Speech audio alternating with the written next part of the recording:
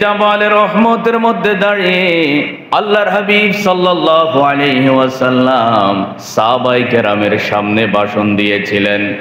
ভাষণের শেষ মুহূর্তে আল্লাহর হাবিব সাল্লাল্লাহু আলাইহি ওয়াসাল্লাম বলেছেন, আল ইয়াউমা আকমালতু লাকুম দীনাকুম ওয়া আতমামতু আলাইকুম নি'মাতি ওয়া রাদিতু লাকুমুল ইসলাম দীনা। আল্লাহ রাব্বুল আলামিনের প্রিয় হাবিব মুহাম্মাদুর রাসূলুল্লাহ সাল্লাল্লাহু আলাইহি ওয়াসাল্লাম বলেছেন, ও সাহাবায়ে কেরাম শোনো, পৃথিবীবাসী তোমরা শোনো, আমি রাসূল আজকে তোমাদের দিনকে পরিপূর্ণ করে দিলাম।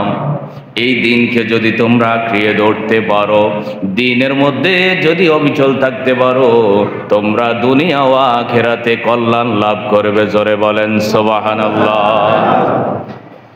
এই দিনের উপর তোমরা সন্তুষ্ট থাকবে। আমি যে দিনটা তোমাদের জন্য পরিপূর্ণ করে দিলাম, এই দিন থেকে তোমরা বাড়াইবা না, এই দিন থেকে তোমরা কমাইবা না। দিন যা হওয়ার দরকার তাই আমি তোমাদেরকে আকমাল করে দিলাম, পরিপূর্ণ করে দিলাম। মারহাবা বলেন। এই যে দিনটা আল্লাহর হাবিব সাল্লাল্লাহু আলাইহি ওয়াসাল্লাম পরিপূর্ণ করে দিলেন, এই দিনটার নাম কি বলেন আপনারা? আরো জোরে বলেন না, সবাই বলেন আরো জোরে। এটা শুধু আজকে আমি আপনাদেরকে জিজ্ঞাসা করি নাই। দুনিয়ার শেষ দিন, আখিরাতের প্রথম দিন, দুনিয়ার শেষ স্টেশন, আখিরাতের প্রথম স্টেশন, যার নাম কবর, যার নাম রাখা হয়েছে আলমে বারজাখ, এই কবরের জিন্দেগির প্রথম দিন আপনাকে জিজ্ঞাসা করা হবে, মর রব্বুকা ওয়া মা দীনুক। দ্বিতীয় নাম্বার যে প্রশ্নটি করা হবে সেটাই হচ্ছে এখন আমি যে কথাটা জিজ্ঞেস করলাম, এই দিনটার নাম কি? এই দিন সম্পর্কে সেই দিন আপনাকে জিজ্ঞাসা করা হবে। যে আল্লাহ দিন দিয়েছেন ওই আল্লাহ সম্পর্কে, রব সম্পর্কে জিজ্ঞাসা করা হবে এক নম্বরে, দুই নম্বরে দিন সম্পর্কে, তিন নম্বরে আমার রসুল সম্পর্কে। মারহাবা বলেন। এই জন্য ওয়াজ মাহফিলে গেলে, মসজিদে জুমার দিনে ইমাম সাহেব যখন আল্লাহ, রসুল, দিন এই তিনটা সম্পর্কে আপনাদের সাথে কথাবার্তা বলবে, তখন জবান খুলে বলবেন। কারণ দুনিয়াতে যত প্র্যাকটিস হবে, দুনিয়াতে প্র্যাকটিস করতে করতে আপনার ঈমান যত মজবুত হবে, কবরে গিয়ে তত তাড়াতাড়ি আপনি প্রশ্নের উত্তর দিতে পারবেন। আরো জোরে বলেন না সুবহানাল্লাহ। কারণ ওই কবরে আপনি আপনার টাকার শক্তি দিয়ে সেখানে বলতে পারবেন না, সেখানে গায়ের শক্তি দিয়ে বলতে পারবেন, ওখানে জেহান শক্তি দিয়েও বলতে পারবেন। একমাত্র দুনিয়াতে আল্লাহর প্রতি আপনার কেমন বিশ্বাস ছিল, দ্বীনের প্রতি কেমন বিশ্বাস ছিল, রাসূলের প্রতি কেমন বিশ্বাস ছিল, এটার উপর নির্ভর করবে আপনার সেই দিন প্রশ্নের উত্তর দেওয়া না দেওয়া। সুবহানাল্লাহ বলেন। তাহলে আমাদেরকে যে দিন রাসূল দিয়ে গিয়েছেন, এই দিনটার নাম, আবার বলেন, দিনটার নাম কি? মুনকার নকির আমার মতো জিজ্ঞাসা করবে না, মুনকার নকির জিজ্ঞাসা করবে আপনাদেরকে, হ্যাঁ মৃত ব্যক্তি, মার রব্বুকা ওয়া মা দীনুকা ওয়া মান হাযার রাজুল মা কুনতা তাকুলু ফি হাক্কি হাযার রাজুল। সুবহানাল্লাহ বলেন। এখন আপনি তো মনে করেন হুজুর আরবিতে কি কইছে আমি তো কিছু বুঝি না। হ্যাঁ, ওই দিন আপনি শিক্ষিত হিসেবে থাকবেন, ওই দিন আপনি সব বুঝবেন।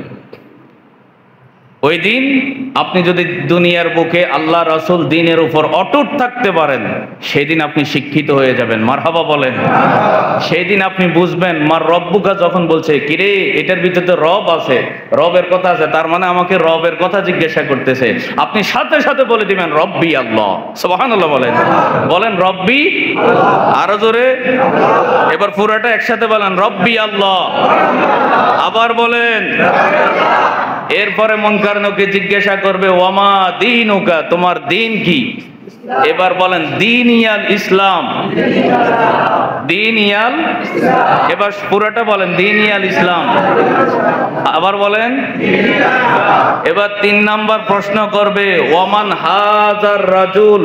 ওই আপনারা যেভাবে বলেন হাজ একটা দায়িত্ব বিহাজাল, এই হাজাল ইমাম মানে ইমাম আপনাদের কাছে, এই কারণে হাজাল ইমাম বলেন। ওই যে গতকালকে বলছি জালিকাল ইমাম বলি না, ওই ইমামের পিছনে, খানায় কাবার ইমামের পিছনে, এটা আমরা বলি হাজাল ইমাম, আমরা এই ইমামের পিছনে। ঠিক ওই হাজাটা ব্যবহার করছে এখানে, ওমান হাজার রাজুল। এই যে তোমার সামনে উপস্থিত এই ব্যক্তিকে তুমি চিনো কিনা?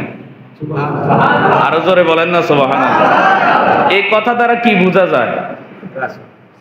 ওমান হাজার রাজুল, এই ব্যক্তিকে তুমি চিনো কিনা, তার মানে কবরে একটা ব্যক্তি দাঁড়িয়ে থাকবে, কবরে একটা ব্যক্তি দাঁড়িয়ে থাকবে, এই ব্যক্তি সম্পর্কে জিজ্ঞাসা করতেছে। এরপরে বলা হবে মা কুনতা তাকুলু ফি হক্কে হাজার রাজুল।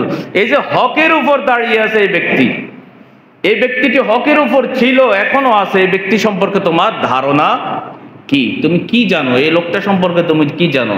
যদি আপনি আশেক হন, আশেকে রসুল হন, সেই দিন এই ব্যক্তিকে দেখেই আপনি চিনে ফেলবেন। আপনি বলবেন হাজা নবিয়ুনা মুহাম্মাদুর রাসূলুল্লাহ সাল্লাল্লাহু আলাইহি ওয়াসাল্লাম। সুবহানাল্লাহ বলেন না? তাইলে এই প্রশ্নের উত্তরটাও আপনারা দেন এখন। বলেন হাজা নবিয়ুনা মুহাম্মাদুর রাসূলুল্লাহ সাল্লাল্লাহু আলাইহি ওয়াসাল্লাম। মানে হাজা মানে এই ব্যক্তি, হাজা এই উপস্থিত ব্যক্তিটি, নবিয়ুনা আমাদের নবী, মুহাম্মাদুর রাসূলুল্লাহ কালেমা শরীফে যেটা আমরা বলছি মুহাম্মাদুর রাসূলুল্লাহ, মুহাম্মাদুর রাসূলুল্লাহ সাল্লাল্লাহু আলাইহি ওয়াসাল্লাম। বলেন এই 3টা প্রশ্নের উত্তর দিতে পারলে আপনারা সারা জীবন যে ওয়াজ শুনছেন, এই ওয়াজের ফলাফল হিসেবে কি বোঝা যায়? 3টা প্রশ্নের উত্তর দিতে পারলে আপনাকে আযাব দিবে? আযাব দিবে? আপনাকে কি বানাবে? দুলা বানাবে। দুলা বানাইয়া আপনাকে 3টা থাবড় দিয়ে ঘুম পাড়াইয়া দেবে। কিয়ামত পর্যন্ত আপনি সেখানে ফুলের বিছানা, বেহেশতি ফুলের বিছানার মধ্যে, জাসিমের মধ্যে আপনি ঘুমাবেন। মারহাবা বলেন।